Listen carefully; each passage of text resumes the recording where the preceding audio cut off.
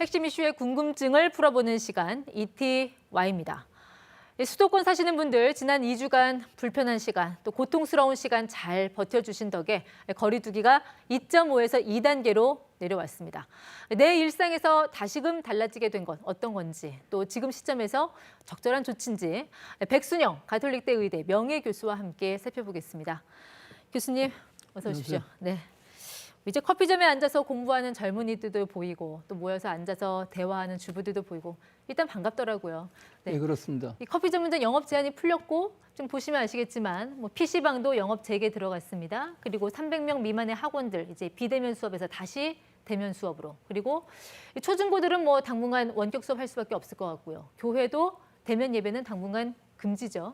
예, 그렇습니다. 어떻게 보세요? 잘한 조치라고 보십니까? 예, 지금 상황에서는 어쩔 수 없는 방역 당국의 고민 끝에 내린 결정이라고 봅니다. 실제로 2단계이긴 하지만 수도권 10인 이상 집합 금지 상태이고요. 세부적으로 봐서도 방역 수칙을 잘 지킬 수 있도록 강화된 부분도 많이 있어갖고 앞으로 2주간 한시적으로 이 유행 양상을 세밀하게 분석한 뒤에 9월 28일부터 10월 11일까지 특별 방역 기간을 정해서 우리 국민들이 지켜야 할 방역 수칙을 결정하는 탄력적이고 지속 가능한 방역 통제를 할 수 있을 것이라고 판단을 합니다.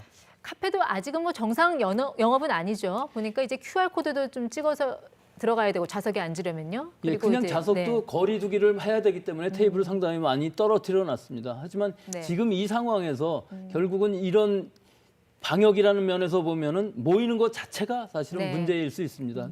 적어도 카페 같은 데서 장시간 같이 대화하는 것은 지금 하지 않아야 될 시기라고 봅니다. 그러니까 마스크도 이제 먹을 때만 마스크인 경우에서도 지금 보건 마스크를 권장할 수밖에 없는 것이 이 파주의 커피숍 경우에 있어서 사실은 한 층에서 많은 사람들이 감염된 경우가 있었거든요. 에어로졸에 의한, 즉 에어컨 공기에 의한 감염에 의해서 한 층에 있는 사람들이 감염될 수 있기 때문에 지금 상황에서는 마스크를 쓰고 꼭 마실 때만, 먹을 때만 마스크를 벗고 항상 쓰고 있는 것이 좋겠다고 생각합니다. 조금 전에 이제 장시간 앉아있지 말아라 하셨는데 그 장시간의 기준이 어느 정도 된다고 보십니까? 전문가 입장에서? 글쎄요. 파주의 스타벅스 같은 경우에 있어서 2시간 이상을 같이 앉아서 얘기를 하면서 마스크를 벗고 있었기 때문에 대부분이 감염은 됐는데 15분이나 30분 정도면 괜찮겠습니다만 그거 이상 오래되지는 않도록 조심하는 것이 지금 이 일상생활을 영위하기 위해서 지금은 중요한 수칙이라고 볼 수 있겠습니다. 15분에서 30분 사이.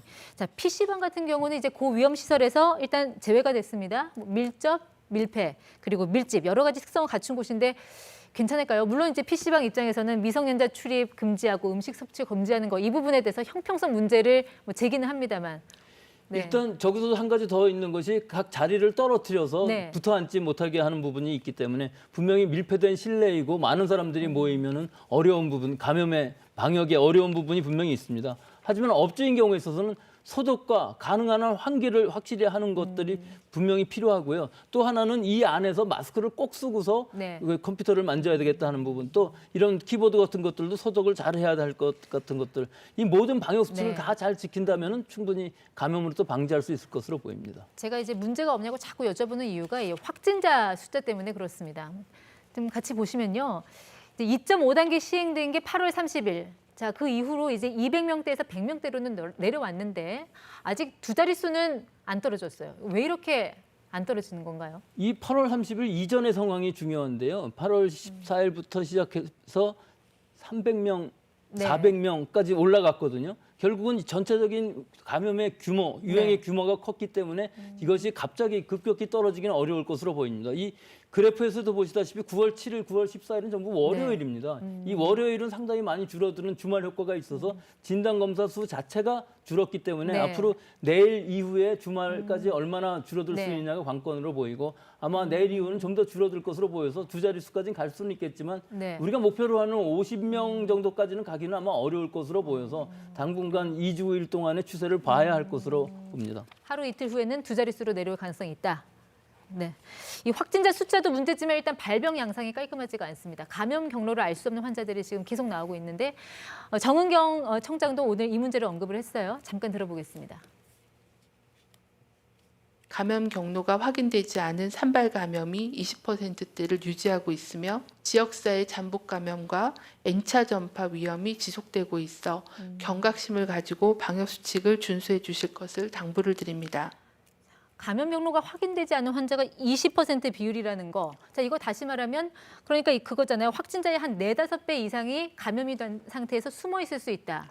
이렇게 봐야 되는 건가요? 그렇죠. 지역사회에서 무증상 감염이 상당히 많이 일어나고 있고 실제 어제 데이터만 봐도 23.9%나 되거든요. 네. 4명 내지 5명 중에 1명은 감염을 알 수 없다는 것은 우리 지역사회에 상당히 많은 환자들이 있다는 것을 뜻하는 것이고 언제 어디서 누가 걸릴지 지금은 알 수 없는 상황이기 때문에 예, 지금 상당히 주의해야 될 그런 시기라고 봅니다. 지금도 중요하지만 이제 2주 뒤면은 민족의 대이동, 이제 추석입니다. 이때가 사실 가장 걱정이 되는데 자, 지금 이런 현수막이 걸렸어요. 이제 완도군에 나온 현수막인데 자, 함께 보시겠습니다. 얘들아, 이번 벌초는 아버지가 한다. 너희는 오지 말고 편히 쉬어라. 어떻습니까? 이 아버지 말씀대로 해야 되나요? 예, 그렇습니다. 올해는 지금 성묘 벌초뿐만 아니라 지금 자기 집에 돌아가서 귀향을 해서 과연 이런 성묘 이외에 여러 가지 차례를 지낸다든지 같이 식구들끼리 네. 밥을 먹는다든지 또는 사촌 팔촌 다 모여서 여러 가지 유의를 하고 하는 우리 민족의 그 이런 절기를 지키는 이런 것은 올해 추석은 좀 하지 않는 것으로 하고 또 네. 부모님들이 역귀성하는 것도 올해는 하지 않으시는 것이 지금 올해의 방역에 있어서 제일 중요한 관건이라고 하겠습니다. 네, 추석 지나면 본격적으로 이제 날씨도 쌀쌀해질 텐데 자, 가장 걱정되는 게 이제 독감하고 이제 코로나가 겹쳐서 유행할 경우 있잖아요. 자, 우리 이런 경우에 이제 환자가 폭증할 가능성에 대비한 어떤 매뉴얼 같은 거 잘 돼 있습니까? 일단은 독감인 경우는 예방주사도 있고 타미프루라는 초기에 치료할 수 있는 탁월한 치료제가 있습니다. 따라서 진단만 빨리 한다면은 독감의 유행은 어느 정도 막을 수 있을 것으로 보이기 때문에 지금 우리는 다 독감 예방주사를 열심히 맞아야 될 것으로 보이고 네. 다만 한 가지 이 독감하고 코로나19하고 같이 감염되었을 때 중복 감염의 위험성은 아직은 우리는 겪어보지 못했습니다. 네. 이런 부분들은 임상 증례를 열심히 연구를 해서 앞으로 어떤 치료 지침을 해야 될지 더 중증으로 갈 수 있는 것인지 이런 것들을 면밀히 연구해야 될 네. 것으로 봅니다. 지금 상황이 안정적이어서 2단계로 온 것은 아니다. 계속해서 경각심을 갖고 지켜봐야 한다. 네, 지금까지 ETY 백순영 가톨릭대 의대 명예교수와 함께했습니다. 고맙습니다.